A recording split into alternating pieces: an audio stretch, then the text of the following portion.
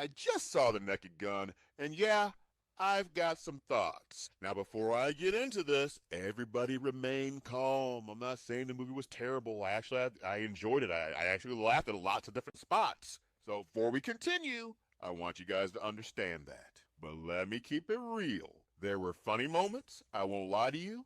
The crowd I was with, fully engaged, people were laughing, clapping, reacting to various scenes throughout the movie. It had lots of energy. That part's not the issue.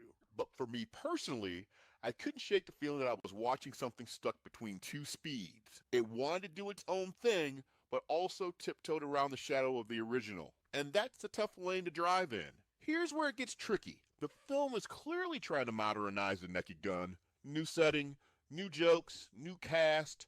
But in doing that, it loses some of the offbeat, fearless randomness that made the original iconic. It's like the filmmakers are trying to remix one of your favorite classic albums, but they're using Spotify AI to do it. Now let's talk about Liam Neeson, because that's the big swing here. I give him credit. He commits. He plays it straight the entire time, and that's essential for this kind of comedy. That's the blueprint Leslie Nielsen created. The more serious the delivery, the funnier the result. Leslie Nielsen had a masterful sense of timing. Neeson feels like he's trying to recite jokes in the style of someone explaining a meme to their grandpa. You can feel him trying, and it's admirable. But for me, he never quite becomes Drebin. Even though I know he's not supposed to be, I was just kind of expecting more. You know what else I missed? That weird, wonderful chemistry between Frank and Jane from the original films. Leslie Nielsen and Priscilla Presley made that ridiculous romance somehow work.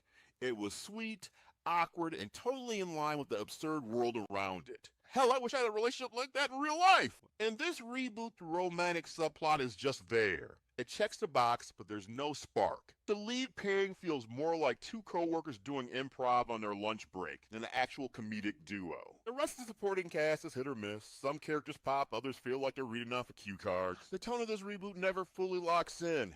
It wants to be zany, but also self-aware. That said, at my theater, huge shout out to the crowd because they were into it. Like, really into it. And that matters. Comedy plays different when you're in a room full of laughter.